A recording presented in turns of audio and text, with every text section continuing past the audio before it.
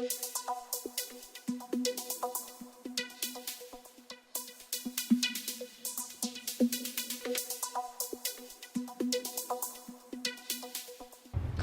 assalamualaikum warahmatullahi wabarakatuh. Selamat malam semuanya. Bagaimana kabarnya hari ini? Baik ya. Baik.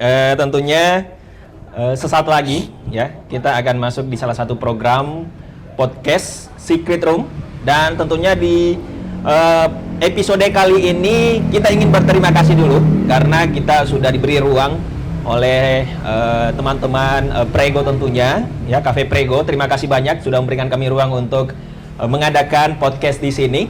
Mari kita beri aplaus dulu, teman-teman semua. Wah, luar biasa. Baik, tentunya ini merupakan salah satu program unggulan juga yang kami punya. Dan tentunya pada podcast kali ini kita sudah bersama dengan narasumber. Narasumber ini adalah salah satu penulis yang tentunya nanti kita akan membahas terkait dengan personal branding. Jadi, saya rasa ini sangat penting, apalagi di zaman bisa dikatakan milenial seperti itu. Banyak hal yang bisa kita lakukan, tapi kadang kita tidak tahu apa yang harus kita lakukan untuk menggapai itu. Kadang kita mempunyai potensi, tapi kadang kita tidak tahu bagaimana cara untuk memulai. Dan kadang kita sudah memulai, tapi kadang susah untuk konsisten. Nah, tentunya sebentar ini kita akan berbagi pengalaman mungkin, dan juga narasumber kita bisa memberikan strategi, tips, trik yang bisa kita lakukan bersama. Dan saya yakin bahwa teman-teman semua yang ada di sini yang mungkin usianya masih 20-an tahun, ini sangat dibutuhkan gitu ya. Sangat dibutuhkan untuk artinya jiwa produktifnya itu bisa lebih diasah lagi. Nah, nanti kita akan bincang-bincang, dan semoga apa yang kita perbincangkan bersama dengan narasumber dapat bermanfaat di malam minggu yang sangat luar biasa ini. Oke, jadi saat ini kita juga lagi live ya, lagi live streaming. Jadi tentunya selain teman-teman yang ada di sini bisa menyaksikan secara langsung, teman-teman di luar sana pun bisa langsung menyaksikan kita ya berbagi pengalaman khususnya untuk narasumber. Baik, saya tidak mau berlama-lama lagi karena saya sangat penasaran dengan sebuah buku yang ditulis. Tapi sebelum itu saya ingin memperkenalkan lebih jauh terkait dengan narasumber kita. Di sini sudah ada Om Teddy. Saya hampir lupa loh namanya. Om Teddy Hendratno. Siap. Wah, halo. luar biasa, terima kasih Om. Ya, apa kabar? Alhamdulillah baik. Kabar baik ya? Sehat, alhamdulillah. Alhamdulillah. Luar biasa, terima kasih banyak Om sudah ada hadir di sini berbagi, dan tentunya bisa memberikan gambaran bagaimana menghasilkan atau mencatat atau bisa menciptakan sebuah personal branding untuk diri sendiri. Seperti itu ya. Baik, Om Teddy, mungkin langsung saja kita mulai bincang-bincang kita. Ini menarik sebenarnya. Karena kalau misalnya kita berbicara soal personal branding khususnya untuk kaum milenial, ini kadang cukup sulit juga diciptakan. Oke. Banyak orang yang artinya punya potensi sebenarnya, tapi kadang bingung ingin mulainya dari mana, dan passionnya itu ada di mana gitu. Ya. Nah, ini menarik. Tapi sebelum itu saya ingin mendengarkan dulu sedikit terkait dengan Authentic Millennials yang dibuat. Nanti mungkin kalau misalnya sudah sedikit mengupas terkait dengan apa yang sudah dibuat ini, nanti kita akan sedikit banyak bertanya gitu atau berdiskusi. Silakan Om Teddy. Sorry, Om siapa? Jabal. Iya. Aku tadi udah kenalan sama kamu, cuman konslet sedikit jadi lupa. Oke. Jabal, pertama aku ngucapin terima kasih banyak udah diundang di acara ini. Ini acara yang keren banget. Satu, terus yang kedua, ini juga bagian reuni buat saya karena hampir sebagian besar yang di sini juga teman-teman saya juga. Iya. Jadi apresiasi yang keren banget karena saya diundang untuk ngejelasin karya pertama saya, buku Authentic Millennials Branding. Sebenarnya buku ini adalah buku tentang keresahan hati saya pada saat tahun 2020 pas bulan Maret, di mana kita harus shifting dari pekerjaan utama saya untuk full ke digital. Jadi Om Jabar perlu tahu bahwa sebelum sebagai penulis, saya adalah seorang event organizer full time. Full time? Iya, saya full time di event organizer. Tapi karena masuk di bencana COVID, Oh, ya, oke.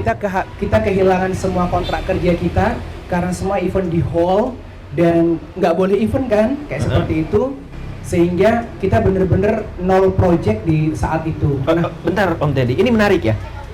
Ini kadang orang itu punya ide brilian kalau lagi tertekan. Nah, Benar. bisa dikatakan pada saat itu Om Teddy lagi tertekan karena memang pekerjaan utamanya lagi bukan lagi full. tertekan, Mm-mm. jatuh, tertimpa tangga, terguling-guling lagi. Oke, berarti tidak ada sama sekali waktu itu Nggak kegiatan ya? ada, ya. Oke. Jabar pasti tahu juga di industri media juga tentunya ada divisi event yang kita nggak bisa ngelakuin event off air dengan maksimal kan, Iya. kayak seperti itu. Nah, dalam kondisi seperti itu, saya berpikir ini harus ada, ini kita harus tetap berkarya, Iya. karena kalau sampai stuck seperti ini maka kita nggak akan jadi apa-apa. Maka saat itu saya berpikir untuk mulai membagikan apa yang saya tahu mengenai branding seperti itu. Tapi kan industri branding itu banyak banget. Yeah. Ada corporate branding, ada product branding. Nah, saya mengambil spesifikasi di personal branding kayak seperti itu. Nah, setelah saya melihat, meriset lebih dalam bahwa ternyata di saat ini personal branding itu menjadi satu kunci untuk orang bisa sukses dan bertumbuh kayak seperti itu. Oke. Saat ini kita sudah bukan lagi era milenial, ini udah era metaverse. Dimana kalau kita ngomong tentang era milenial, kita Yeah. ngomong tentang setiap orang terkoneksi kayak seperti itu. Kalau di era ini adalah era dimana untuk kamu bisa ditemukan seperti itu. Nah, pertanyaannya bagaimana kamu bisa ditemukan kalau kamu sendiri tidak mengkomunikasikan apa yang menjadi value kamu. Disinilah peran personal branding berlaku. Oke, Kayak ini menarik Om Teddy. Di sini kan authentic millennials. Yes. Apakah memang personal branding itu dibentuk pada saat memang masih masa-masa millennialsnya gitu? Artinya kalau contoh misalnya kayak ini, si A itu umurnya artinya sudah tidak kategori millennials lagi. Apakah personal brandingnya bisa dikatakan sudah cukup telat untuk dibangun? Enggak juga. Oh, oke. Jadi millennials ini aku pakai kata itu mungkin lebih kepada untuk kebutuhan marketing aja seperti itu. Tapi sebenarnya personal branding itu bisa dipraktekkan oleh siapapun pada apapun profesi yang saat ini kamu sedang jalani, pada usia berapapun dirimu saat ini, kayak seperti itu. Dan personal branding ini sebenarnya lebih bagaimana kita menumbuhkan value kita dan mendistribusikan value tersebut ke audiens yang tepat sehingga kita bisa semakin bertumbuh, kayak seperti itu. Jadi simpelnya adalah bagaimana kamu bisa kuat di segmen yang kamu bangun. Contoh misalnya Jabar adalah seorang presenter. Sekarang presenter kan banyak banget. Nah, sekarang bagaimana supaya Jabar bisa masuk dalam kategori sebagai seorang presenter yang paling keren, yang paling hebat. Kayak seperti itu. Nah, kalau kita ngomong hebat, ada banyak orang hebat di luar. Nah, kita sekarang harus menggali lagi apa yang bisa menjadi keunikan Jabar untuk dia bisa punya segmen tersendiri di bidang presenter seperti itu. Oke, artinya fokus ya. Fokus di satu bidang. Kita lebih nyebutnya sebagai niche. Oke. Jadi kita ngebangun niche kamu sebagai presenter kan banyak. Sekarang kita coba spesifikan lagi niche-nya kamu seperti apa. Kamu adalah sosok presenter yang simple, kemudian ngomongnya dalam, kemudian nggak terfokus pada pola. Nah, itu juga termasuk kategori niche.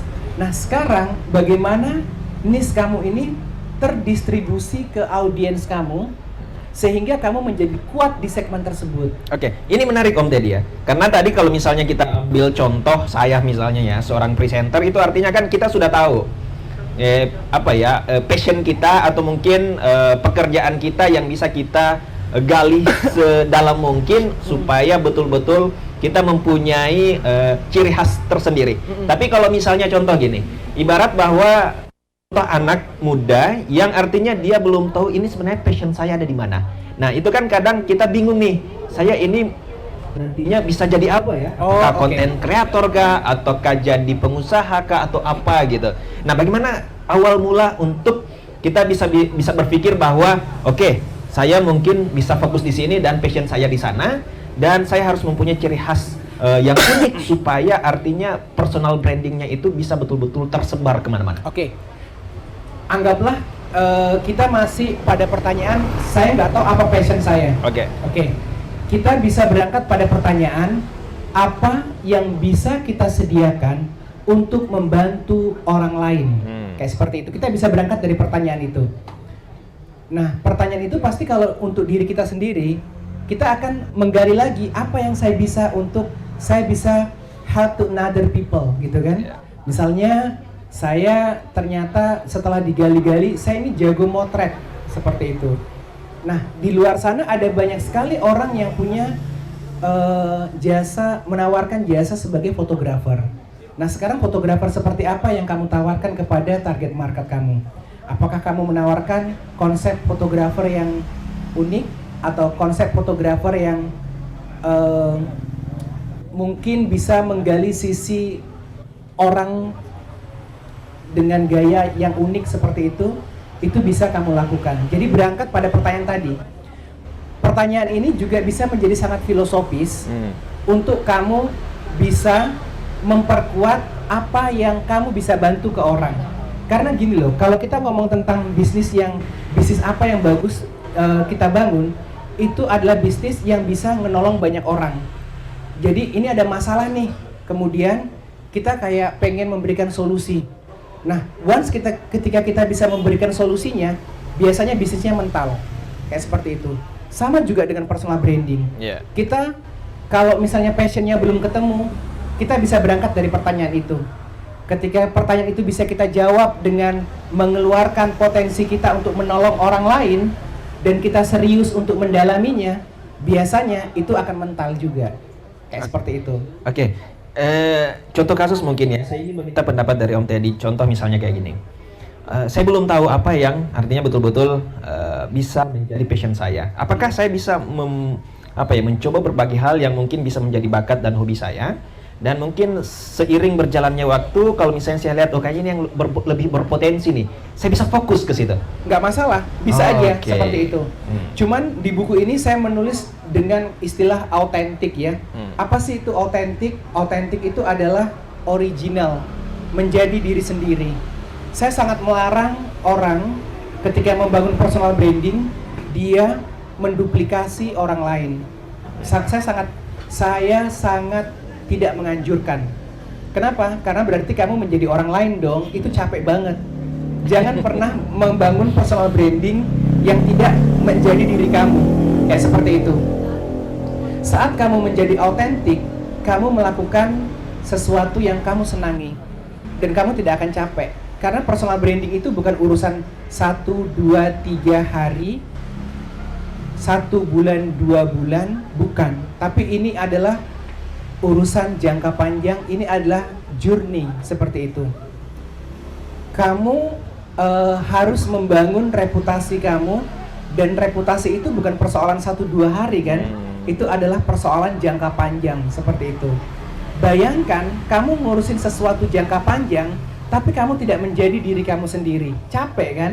Seperti itu. Jadi mending menjadi diri kamu sendiri, tapi dalam versi terbaik, kayak seperti itu. Jadi kamu misalnya kamu adalah seorang presenter, kamu nggak perlu mencontoh Najwa Shihab, kamu nggak perlu mencontoh yang presenter cowok siapa, Raffi Ahmad, nggak perlu. Kamu cukup menjadi Jabar, tapi dalam Jabar versi terbaik, seperti itu. Kenapa? Karena kalau kamu menjadi Jabar dalam versi terbaik, kamu akan happy, kamu akan senang gitu, kamu nggak akan menjadi orang lain. Begitu pula dengan profesi-profesi yang lain. Kayak seperti itu. Om, Jabal Om. Jabal. Ini menarik Om ya. Karena kalau misalnya kita lanjut ini kayaknya panjang nih malam nih. Malam minggunya panjang bakal ini. Nah, kalau misalnya kita berbicara kayak gini Om Teddy ya.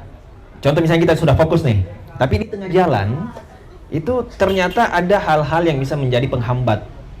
Nah, terus tiba-tiba si A ini contohnya ya. Ini saya selalu mengambil contoh kasus karena saya yakin teman-teman di luar sana itu banyak yang pernah mengalami. Nah, contoh misalnya kita sudah fokus beberapa tahun mungkin, tapi ternyata seiring berkembangnya zaman, Kan bisa-bisa tiba-tiba ada perubahan. Contoh misalnya tiba-tiba ada pandemi, semuanya langsung hilang. Nah, apakah kita bisa membangun personal branding kita untuk kategori yang lain? Bisa banget. Susah tidak seperti itu? Kalau dikatakan susah itu relatif ya, tergantung ini kan tergantung dari mulai dari nol lagi ya. Bisa nggak dari nol kayak gitu. Saya ngambil contoh ya kayak Deddy Corbuzier. Deddy Corbuzier tuh awalnya dia dikenal sebagai siapa? Dia dikenal sebagai seorang pesulap, magician gitu kan. Kemudian seiring berjalannya waktu dia berubah lagi menjadi seorang host, gitu kan. Kemudian bergeser lagi ke sini dia menjadi seorang YouTuber, gitu kan. Jadi personal branding sangat bisa diubah sesuai dengan kondisi yang kamu butuhkan. Kata kuncinya tetap satu, Jabal ya. Kata kuncinya tetap satu, yaitu kamu tetap menjadi diri kamu sendiri. Saat kamu menjadi diri kamu sendiri, kamu berubah target, kamu berubah segmen, itu nggak jadi masalah. Oke, gitu. apapun. Iya. Oke. Apapun pada akhirnya, saat kamu menjadi dirimu sendiri, audiens kamu tetap akan menerima kayak seperti itu. Karena pada akhirnya yang menentukan apakah kamu menjadi survive tidaknya di industri kamu adalah audiens kamu. Bagaimana audiens kamu menerima atau enggak. Kalau audiens kamu menerima, maka kamu akan menjadi tetap bertumbuh kayak gitu. Terus kalau kamu misalnya masuk ke segmen baru, sekarang bagaimana storytellingnya untuk menjembatani antara segmen pertama ke segmen yang kedua, itu tetap ada korelasi yang relevan. Itu sangat bisa dilakukan. Makanya dalam buku ini aku ngajarin tentang storytelling, aku ngajarin tentang copywriting, yang semua itu akan menjadi cara kamu untuk mendistribusikan value kamu. Karena kan pada akhirnya kamu harus buat konten, di mana konten nanti itu akan dinikmati oleh audiens kamu. Seperti itu. Saat kamu mengubah segmen kamu tinggal mengubah copywritingnya. Kenapa sampai kamu harus berubah? Kayak seperti itu. Dan tentunya ada value yang harus kamu sampaikan kepada audiens kamu. Saat value kamu diterima, yes, kamu punya pasar baru.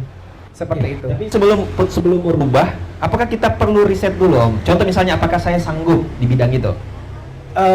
Yes, bisa riset, bisa juga bertanya kepada diri kamu sendiri.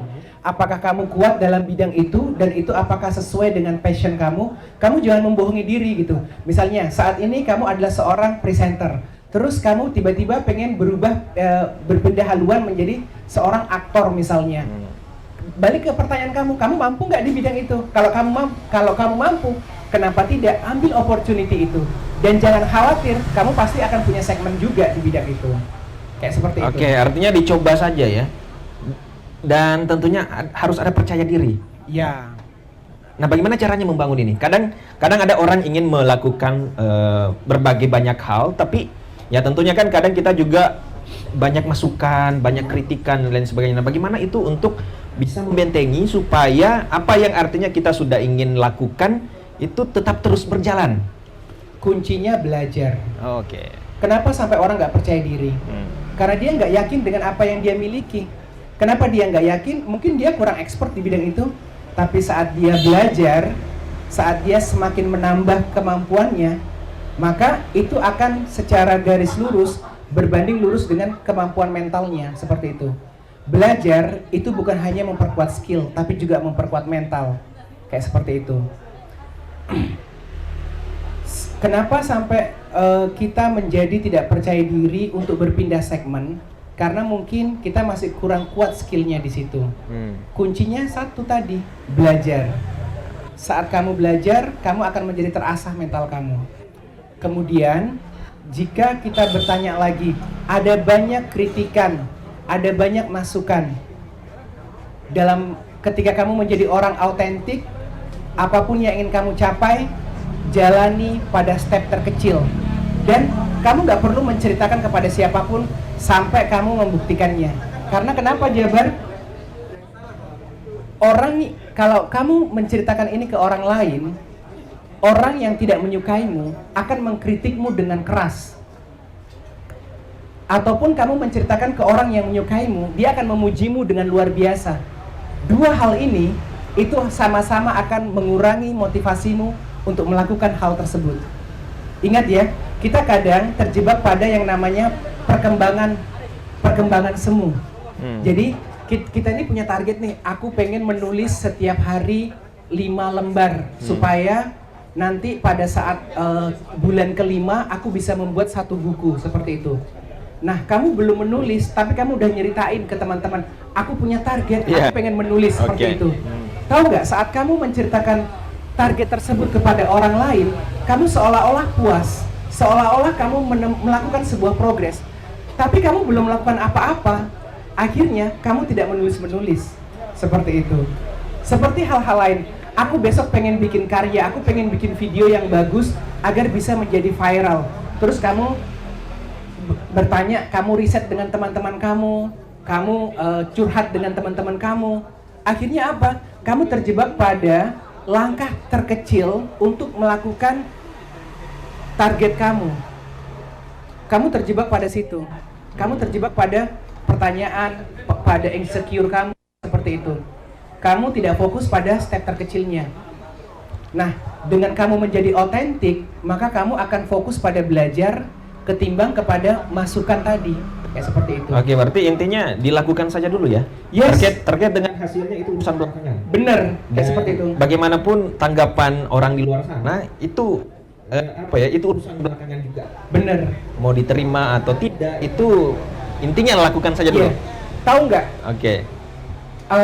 Penilaian tertinggi di kehidupan ini dari mana? Aku mau tanya. Kalau kamu mau menjadi sukses, maka jangan pernah menstandarkan penilaianmu terhadap karya itu dari orang lain. Penilaian tertinggi adalah dari kita sendiri. Seperti itu. Karya tertinggi adalah karya yang dinilai bagus tidaknya oleh diri kita sendiri. Kamu jangan menstandarkan dirimu di luar dirimu. Karena saat kamu menstandarkan dirimu di luar dirimu, kamu tidak akan menjadi siapa-siapa. Ya, seperti itu. Oke, intinya yakin saja ya. Benar, kayak gitu. Oke. Kalau sampai kamu menstandarkan dirimu di luar, kamu tidak bisa mengontrol dunia ini. Kamu tidak bisa mengontrol apa yang orang lain katakan pada dirimu. Paham kan? Iya. Kalau kamu menstandarkan apapun di luar dirimu, maka kamu tidak akan pernah melakukan apa-apa. Seperti itu. So, keep doing step by step. Dari langkah yang paling gampang sampai benar-benar orang lihat, wah, Jabar gila berproses seserius itu kah dia? Maka di saat itu kamu boleh tepuk tangan. Yes, I am growth. Oke, luar biasa ya. Mari kita beri aplaus dulu untuk narasumber kita, luar biasa semangatnya. Oke, ini kalau misalnya kita lihat ini merupakan buku perdana dari Om Teddy. Nah, ini kan kita belum tahu bagaimana respon masyarakat yang sudah membaca. Nah, contoh misalnya di Om. Contoh misalnya setelah melakukan riset, kan biasanya kita melakukan gitu ya, untuk mengevaluasi apa-apa saja yang perlu untuk dibenahi. Nah, kalau misalnya contoh, ini contoh. Setelah melakukan riset, ternyata banyak yang lebih ke negatifnya, artinya kadang tidak suka dan lain sebagainya. Apakah itu menjadi penyemangat untuk Om Teddy bisa membuat buku lebih banyak lagi terkait dengan mungkin hal-hal yang lebih ke personal branding, atau ingin mengevaluasi dan kayaknya saya tidak cocok nih di sini. Saya akan kembali lagi ke profesi saya yang dulu. Baik, balik ke otentik ya. Yeah. Saat kamu menjadi otentik, maka kamu akan sadar dengan siapa diri kamu. Kamu akan sadar dengan apa yang menjadi passion kamu. Seperti itu. Di dunia ini, positif negatif itu sudah berpasangan. Like dislike itu sudah berpasangan. Fokus saya bukan pada like dislike-nya, tapi fokus saya adalah pada karya saya dan seberapa banyak circle yang saya bisa bantu. Seperti itu. Saya hanya berfokus pada circle yang bisa saya bantu. Dan circle yang saya bantu, percaya deh, saat tujuan kamu itu adalah untuk kesenangan kamu, untuk kebahagiaan kamu, kamu akan menemukan semakin banyak orang sayang sama kamu. Karena kamu gak akan pernah ngurus orang yang dislike sama kamu. Kayak seperti itu. Fokus ya. Fokus sama orang yang like fokus, gitu ya. Fokus sama apa yang kamu suka. Oke. Saat kamu fokus sama yang kamu suka, maka akan banyak orang suka sama kamu. Oke, terkait dengan sifat masa bodoh, apakah Om Teddy setuju dengan itu? Beda. Masa bodoh kamu gak belajar. Otentik kamu belajar. Oke. Kayak gitu. Masa bodoh itu kamu cuek aja dengan apa yang terjadi dan kamu tidak mengembangkan diri kamu. Menjadi autentik adalah kamu menjadi diri kamu sendiri dalam versi terbaik. Kata kuncinya adalah versi terbaik. Bagaimana kamu bisa mencapai versi terbaik? Ya lu belajar. Kamu pengen menjadi fotografer terbaik, kamu belajar.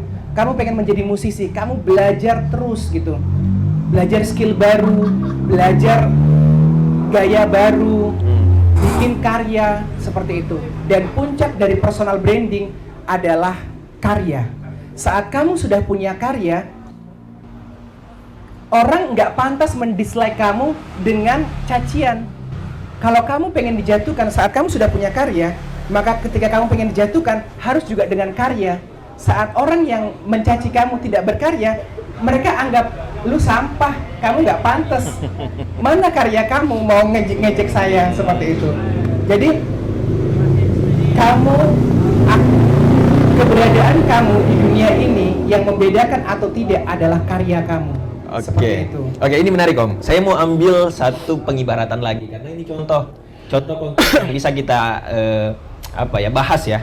Karena kalau misalnya kita ambil pengibaratan itu kadang banyak yang pernah merasakan. Ini salah satu hal yang mungkin kita pernah tahu dan ini kan artinya sudah terjadi dalam skala nasional. Contoh misalnya personal branding itu di orang yang artinya tidak sengaja tiba-tiba viral gitu. Tapi dia hanya sesaat saja, setelah itu mungkin dia tidak punya apa-apa, karya dan lain sebagainya, akhirnya redup dan hilang. Contoh kayak misalnya Norman Kamaru misalnya. Ya. Dan banyak lagi yang bisa kita ambil contoh. Apakah memang personal branding yang seperti itu adalah hal yang tidak bisa dipertahankan dan otomatis akan hilang dengan sendirinya? Baik. Oke. Aku mau membagi dulu personal branding dan kebutuhannya ya. Personal branding itu poin pertama adalah bisa untuk siapa saja, apapun profesimu. Entah kamu seorang entertainment, baik. Apakah kamu seorang entertainment atau bukan entertainment? Baik. Di dunia entertainment itu biasanya berkaitan dengan hiburan lah ya. Kayak tadi nyebutnya Norman Kamaru, semua itu. Nah, di industri itu memang item seperti itu menjadi kekuatan. Kamu viral dengan persona kamu, itu menjadi kekuatan buat kamu. Saat kamu menjadi viral akan ada banyak tawaran-tawaran. Tetapi personal branding yang saya tawarkan adalah tentang membagi value. Seperti itu. Pertanyaannya, kalau kamu seorang misalnya desainer, bagaimana cara kamu untuk viral? Kan nggak mungkin juga kita melakukan hal-hal yang aneh-aneh untuk bisa menjadi viral. Atau misalnya kamu seorang advokat misalnya, atau kamu seorang politisi, atau kamu seorang guru misalnya, dosen, akademisi. Bagaimana cara untuk membangun personal branding supaya kamu tetap bisa menjadi kuat? Aku menyebutnya sebagai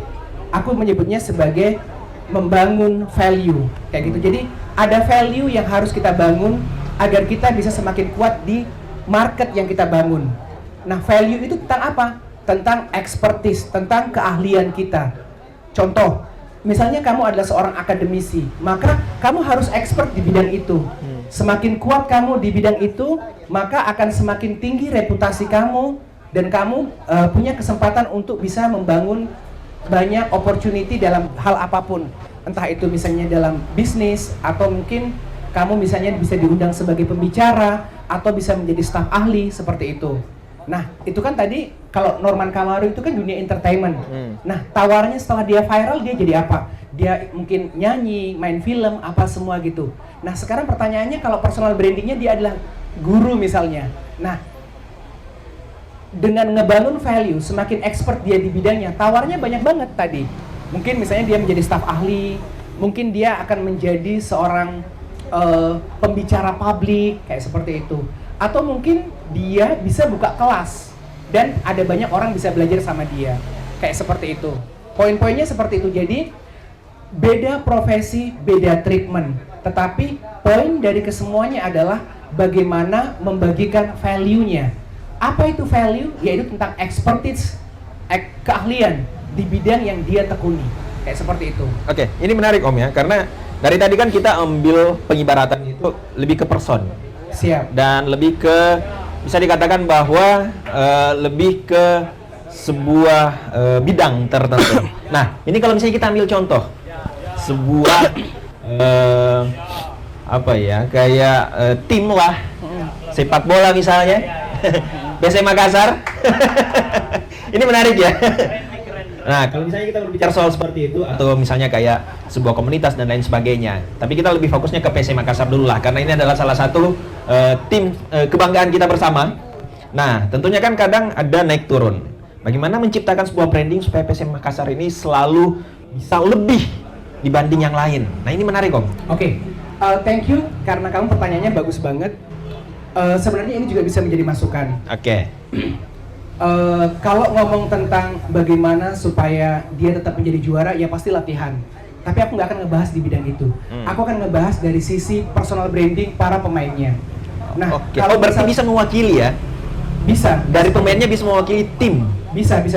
Okay. Kayak gitu. Jadi kayak pemain-pemain di luar, ketika dia sudah masuk ke divisi utama, para pemain itu punya manajer. Jadi satu pemain itu punya manajer.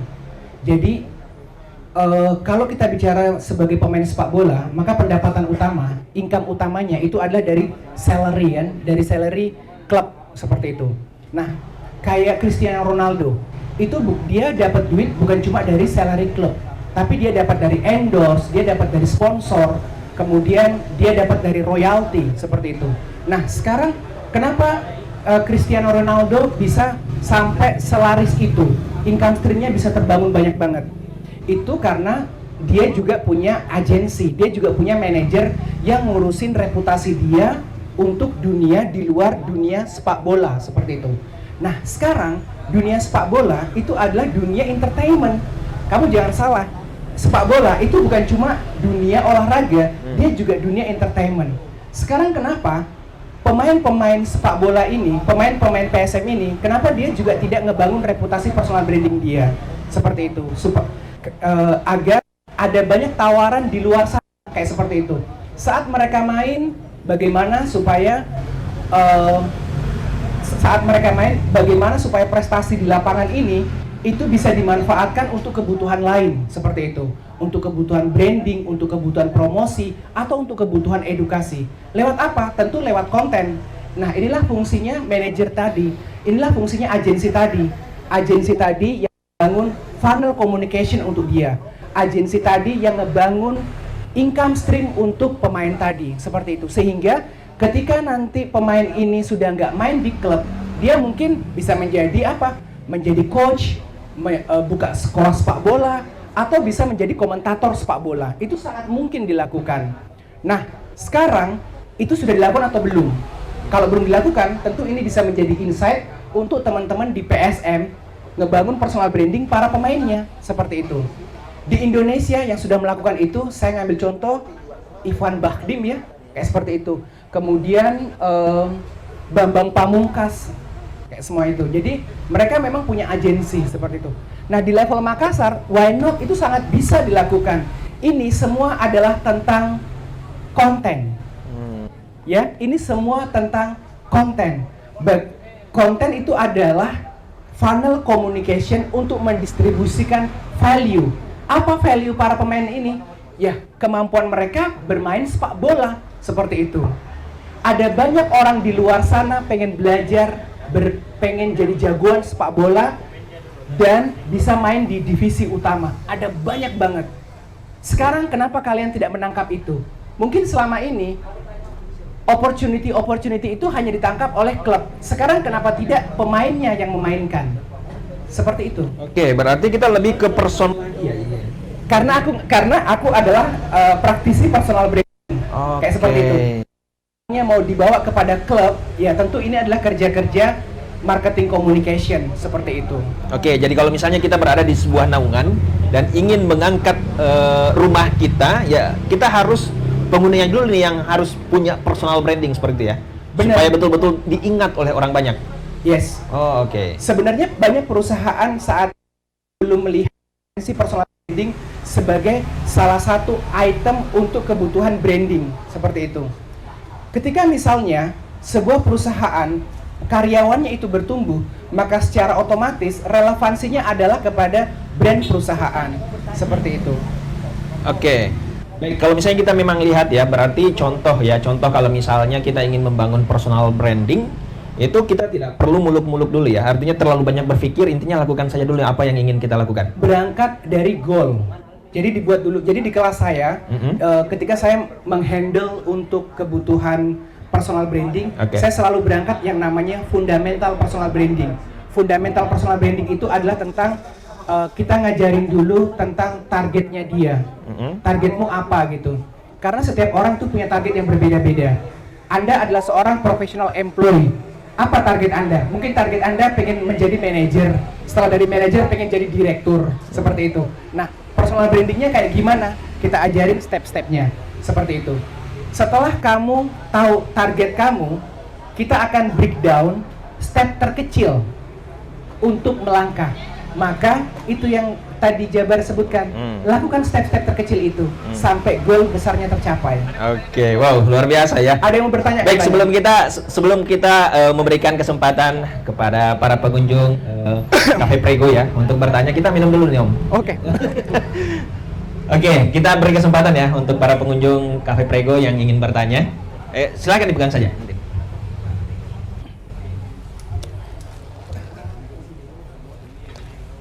Oke, terima kasih atas kesempatan. Perkenalkan Mas ya. Muhammad Al-Fajri, saya dari salah satu kelompok supporter PSM Makassar. Wow. Jadi tadi hostnya bagus nih mengangkat soal personal branding untuk pemain. Tapi yang saya kan gini Mas, janganlah kita berpikir mulut-mulut dulu untuk mempersonal branding salah seorang pemain. Tapi saya meminta penjelasan dari secara masukan untuk membrand salah satu klub tertua di Indonesia ini agar menjadi jualan besar untuk semua sponsor yang ingin masuk, karena percuma membranding pemain tapi kalau klubnya belum ada branding yang tersendiri. Dalam artian hari ini PSM naik turun statistiknya karena branding dari sebuah klub ini belum ada. Itu yang saya mau pertanyakan. Terima kasih. Wah, ini pertanyaan yang luar biasa Om. Karena kalau misalnya kita lihat ini PSM Makassar ini adalah salah satu perwakilan ya di FC Cup nanti, dan tentunya ini adalah salah satu kebanggaan juga sebenarnya. Tapi kadang seperti yang tadi disampaikan oleh teman kita bahwa sekarang statistik PSM lagi naik turun, artinya tidak konsisten.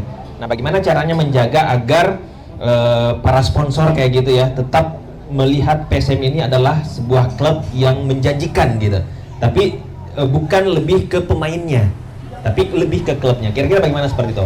Baik, yang pertama kalau saya ngomong nggak usah teori ya, langsung ke kasus PSM gitu. Jadi sebenarnya bukan PSM, kita ngomong tentang kasus sepak bola gitu ya, klub sepak bola.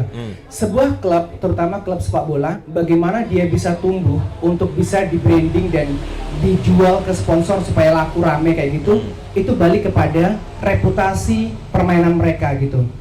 Kalau reputasi mereka bagus, yaitu misalnya sering menang kayak seperti itu, maka secara otomatis itu akan menjadi kekuatan tersendiri untuk di branding seperti itu. Materi brandingnya akan menjadi semakin kuat.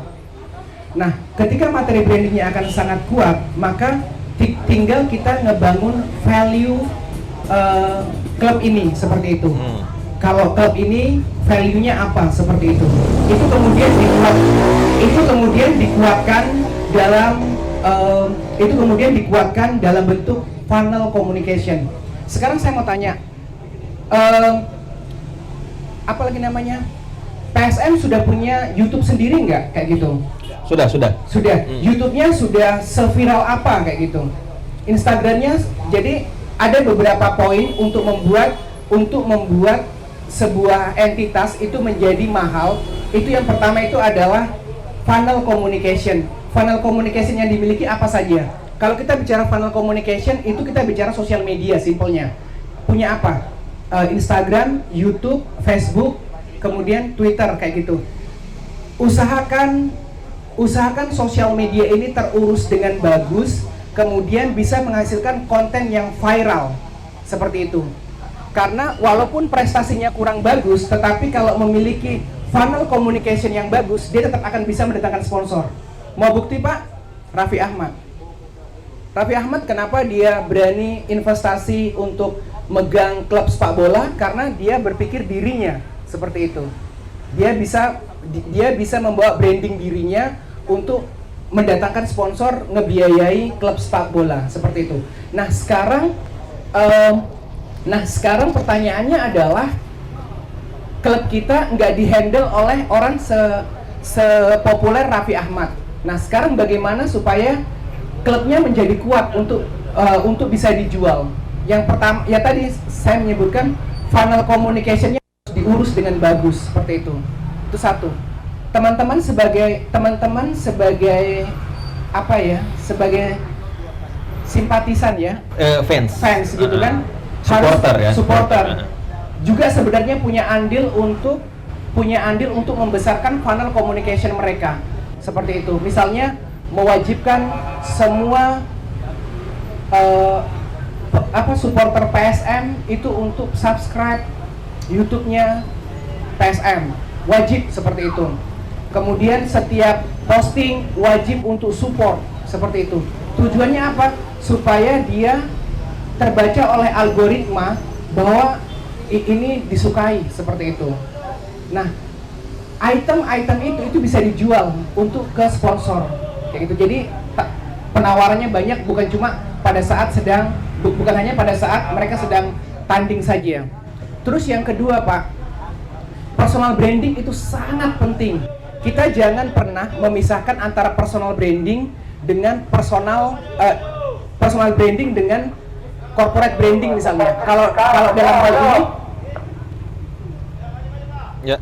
kalau dalam hal ini mungkin kita menyebutnya club branding. Nggak ada salahnya, Pak, kalau misalnya ada satu pemain yang dia kayaknya disukai oleh supporter. Nggak apa-apa, push dia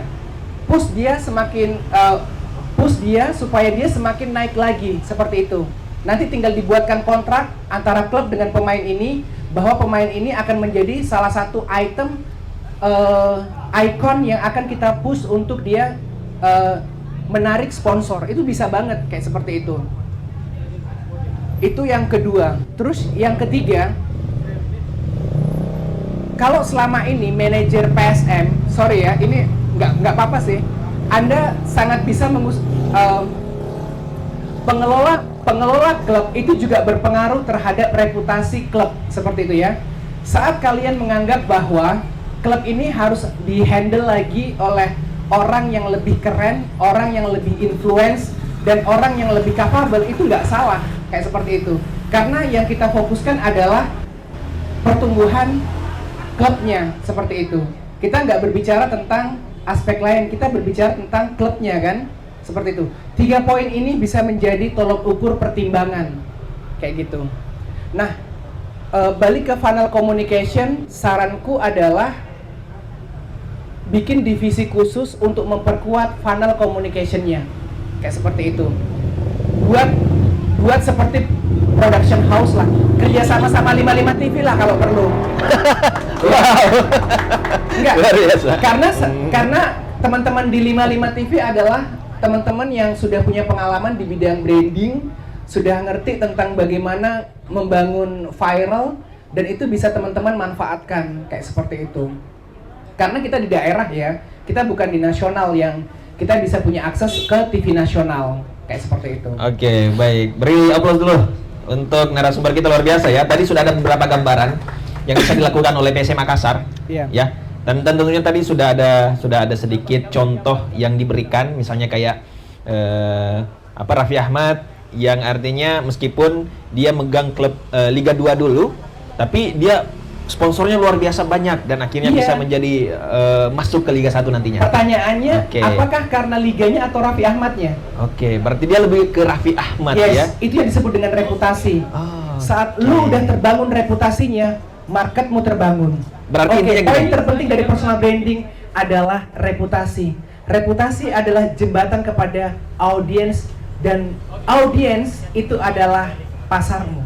Oke, menarik. Berarti tentunya kalau misalnya kita lengah di satu bidang, kita coba cari yang lain. Yes. Dan jangan hanya fokus di situ saja ya.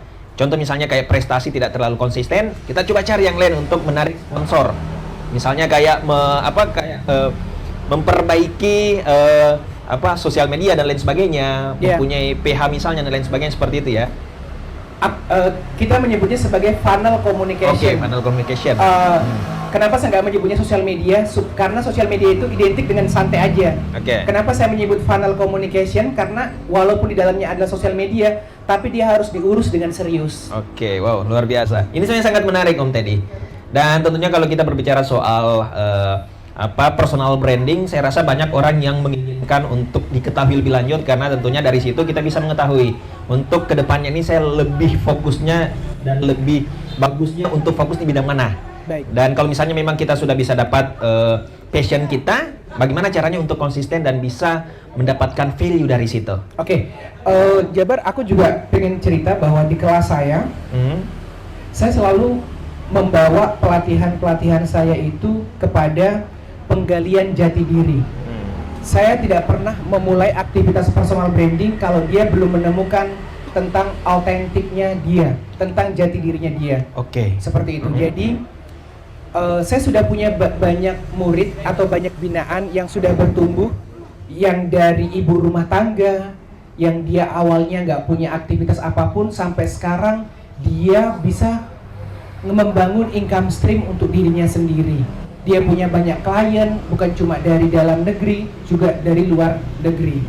Saya juga punya binaan, dia seorang professional employee di sebuah perusahaan besar untuk tumbuh di kantornya yang tadinya dia adalah karyawan biasa sampai akhirnya dia menjadi center of attention di kantornya. Padahal dia levelnya di daerah gitu, tapi dia menjadi perhatian nasional di kantornya. Saya juga punya binaan, dia juga seorang politisi, bagaimana dia ngebangun personal brandingnya dengan lebih memiliki value, bukan hanya sekedar kampanye, tetapi dia betul-betul memiliki sesuatu yang impactful untuk diberikan kepada konstituennya. Di kelas saya memberikan garansi 4 bulan untuk dia menjadi bertumbuh, menjadi lebih sukses, menjadi lebih bisa ngebangun income streamnya dari sebelumnya. Itu hanya dalam 4 bulan. Yang penting step-stepnya dia jalankan dengan benar, seperti itu. Nah, step-stepnya itu kita petakan sama-sama sehingga dia bisa mengetahui. Setelah 4 bulan, kalau kamu serius menjalaninya, kamu akan punya circle yang lebih luas, kamu akan jadi lebih percaya diri, dan kamu akan jadi tumbuh lebih luar biasa dari sebelumnya. Wow, luar biasa ya. Seperti Berarti itu. ada target 4 bulan itu sudah punya peningkatan lah seperti itu ya dari sebelumnya gitu dengan ya. catatan serius. Serius ya, oke. Baik, ini Om Teddy sebenarnya sangat menarik apa yang kita bahas, tapi berhubung karena kita Kamu batas dari waktu. tadi sangat menarik terus. Iyalah, karena saya yakin pasti teman-teman juga yang lain banyak penasaran terkait dengan personal branding. Mungkin terakhir Om, sebelum kita tutup perbincangan kita, sedikit harapan untuk anak muda di luar sana.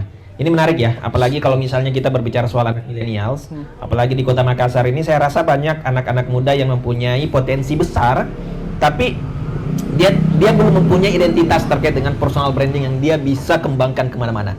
Nah, mungkin sedikit masukan dan harapan untuk mereka dari Om Teddy, silakan. Yang pertama adalah ini adalah era milenial, era metaverse. Di era ini sebenarnya kesempatan untuk menjadi sukses itu bukan menjadi semakin kecil, justru semakin besar. Serius. Kita hanya butuh sedikit belajar, nggak terlalu banyak. Kita hanya butuh sedikit belajar. Kalau saya bilang belajar, itu bukan tentang kamu mau mengisi sesuatu ke otak kamu ya, bukan. Tetapi kamu membuka hati. Serius. Jadi saat kamu membuka hati kamu untuk tahu siapa diri kamu, maka di saat itu sebenarnya kamu sudah menjadi orang autentik. Saat kamu menjadi orang autentik, kamu akan bahagia. Dan saat kamu bahagia, apapun yang akan kau lakukan itu akan membawa keberuntungan. Saat kamu merasa beruntung itu tidak datang ya, beruntung itu dibangun. Aku ada cara untuk ngebangun keberuntungan. Bocoran dikit Om. Kamu harus bahagia. Kamu nggak akan pernah beruntung kalau kamu nggak bahagia. Kamu nggak akan bahagia kalau kamu nggak autentik. Kamu nggak akan autentik kalau kamu nggak cinta diri kamu sendiri. Oke, semua itu ada di kelas. Oke. Pakai ini dong biar jelas. Ulang lagi. Oke, sedikit. Kamu nggak akan pernah jadi orang beruntung kalau kamu nggak bahagia. Kamu nggak akan pernah bahagia kalau kamu nggak autentik. Kamu nggak akan pernah jadi autentik kalau kamu nggak mencintai diri kamu sendiri. Wow, mari kita beri aplaus untuk Om Teddy, luar biasa penutupnya sangat luar biasa ya. Artinya kita harus mencintai diri sendiri dan tentunya kita harus percaya bahwa apa yang kita miliki itu adalah hal yang sangat-sangat penting untuk kita kembangkan. Artinya jangan terlalu banyak mengkonsumsi kata-kata orang di luar sana yang mengatakan bahwa kita tidak bisa melakukan hal tertentu, tapi yakin saja bahwa apapun yang kita lakukan itulah yang terbaik yang bisa kita lakukan. Oke Om ya. Sebelum ditutup, aku yakin teman-teman sering banget ngelihat tentang mindfulness, tentang bagaimana mencintai diri sendiri, tentang insecure di Instagram ataupun di TikTok seperti itu. Kenapa sampai konten-konten seperti itu muncul? Karena lu sedang mencari jati diri. Nah, sekarang ilmunya udah ada, tinggal dipelajari. Saat kamu bisa keluar dari semua persoalan ini, kamu bertumbuh. Itu jaminanku. Oke, baik, terima kasih banyak Om Teddy atas waktunya sudah berbagi bersama kita di sini dan mungkin kita akhiri dulu ya. Nanti kapan-kapan kita akan lanjut ya, semoga ada waktu dan yakin bahwa keberlanjutan terkait dengan apa yang kita bahas ini sangat-sangat dibutuhkan oleh anak muda di luar sana karena bukan hanya sekedar bagaimana cara kita membangun sebuah personal branding, tapi bagaimana cara mempertahankan ini yang sulit sebenarnya ya. Karena tentunya itulah yang kadang menjadi permasalahan utama juga untuk anak muda di zaman sekarang, khususnya di Kota Makassar. Baik, mungkin kita tutup ya. Tadi saya sudah dapat quote dari Om Teddy bahwa bagaimana caranya supaya kita bisa mencintai diri dan semoga itu bisa diterapkan oleh anak muda Kota Makassar khususnya supaya bisa lebih bagaimana caranya dia bisa membangun personal branding masing-masing. Oke, baik. Terima kasih banyak Om Teddy ya. Dan tentunya untuk teman-teman semuanya terima kasih banyak sudah ya menyaksikan kita dan tentunya untuk Prego terima kasih banyak ya atas tempatnya yang luar biasa dan tentunya untuk anak-anak muda di luar sana yang ingin nongkrong tentunya silakan datang ke Cafe Prego ya. Ini adalah tempat yang sangat bagus untuk ditempati untuk nongkrong bersama anak muda. Oke, akhir kata saya Jamal Rahmat tentunya dan narasumber saya Om Teddy yang sudah berbagi bersama kita pamit undur diri. Terima kasih. Assalamualaikum warahmatullahi wabarakatuh. Waalaikumsalam.